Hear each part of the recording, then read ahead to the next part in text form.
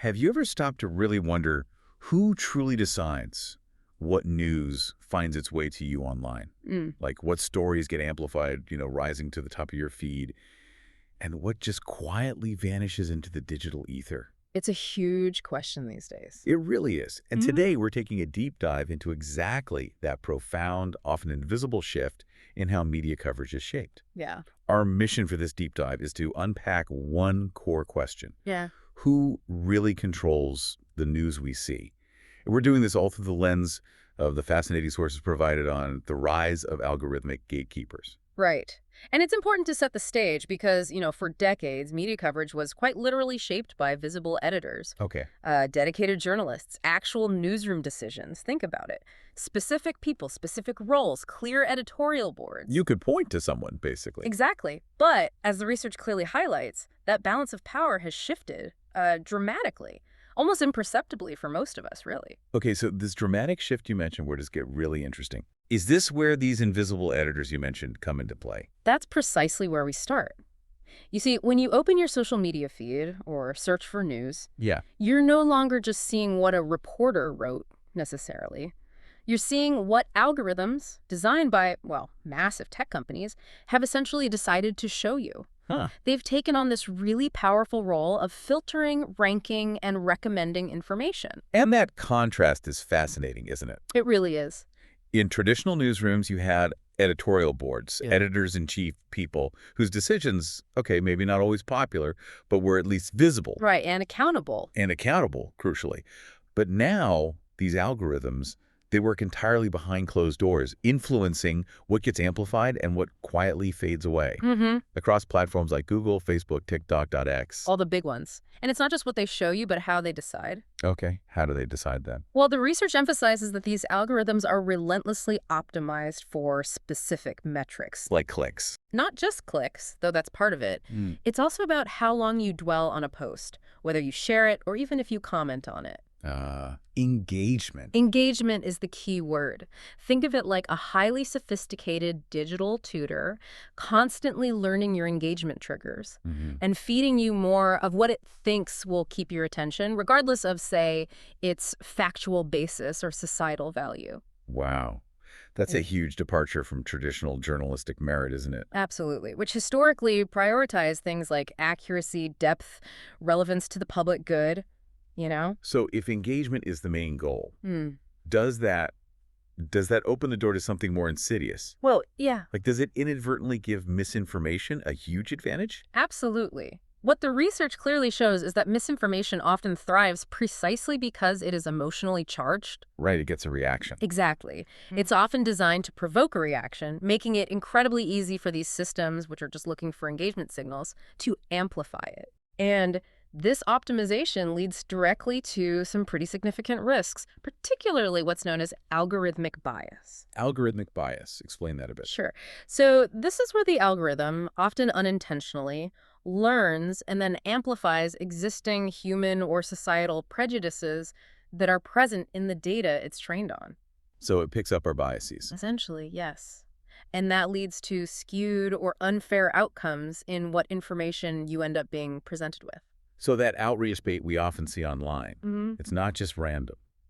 Our sources suggest these algorithms have become incredibly good at tapping into our innate human biases. That's right. Things like our negativity bias, our confirmation bias, to serve up content that provokes an immediate, often emotional reaction, because that equals engagement. Precisely. And that's where the critical, often complex journalism, the kind that truly informs citizens on issues like, say, climate policy, Yeah, the important stuff. or the intricacies of healthcare inequities, or even local governance decisions, that kind of stuff gets systematically sidelined. Yeah. It just can't compete, often. Not with the instant emotional hit these algorithms are trained to seek out and promote. So what's the consequence then? Where does that lead to?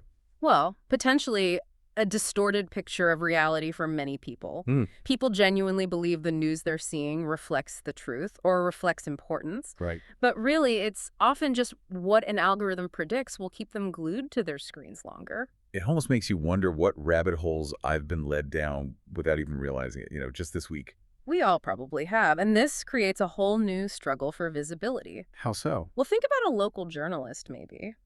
or an NGO trying to raise awareness about a critical but maybe nuanced issue like community housing, Okay. or a complex piece of climate legislation. Hmm. In the past, they'd pitch it to an editor. Right, who'd weigh its public value. Exactly.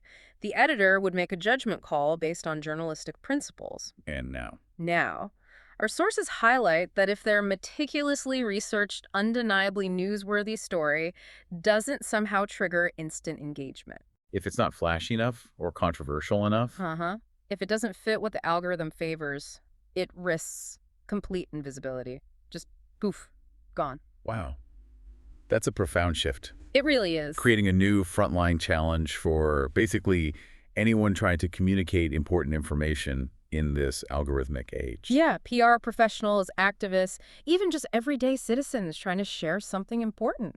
Given all this, it really demands a crucial conversation about accountability and transparency, doesn't it? It absolutely does. The sources we explored raised some really prided questions. For Right. instance, should these algorithms be open sourced Hmm. so the public can truly understand how their news is being filtered? Cool. How feasible is that, though, practically speaking? Well, that's a complex one, and the research does delve into the significant technical hurdles and also the proprietary challenges, trade secrets and all that. Sure, sure. But it leads to related questions.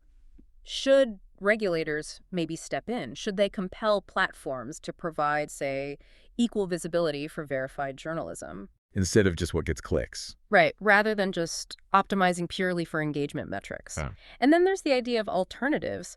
Could decentralized platforms actually give audiences more control? Shifting power back to the individual user. Potentially, yeah.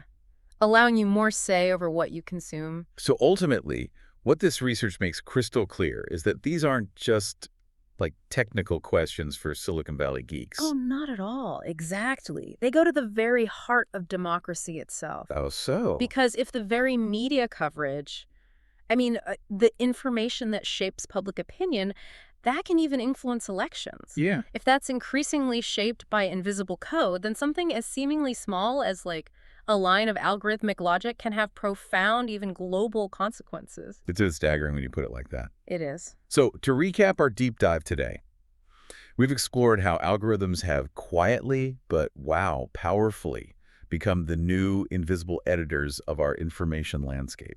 They're shaping what we see, what we know, Yeah. maybe even what we believe. And the profound implications of this shift for how we perceive reality and form our opinions are just, well, they're immense. Absolutely. Which really raises an important question for you, our listener. So what does this all mean for your daily information diet?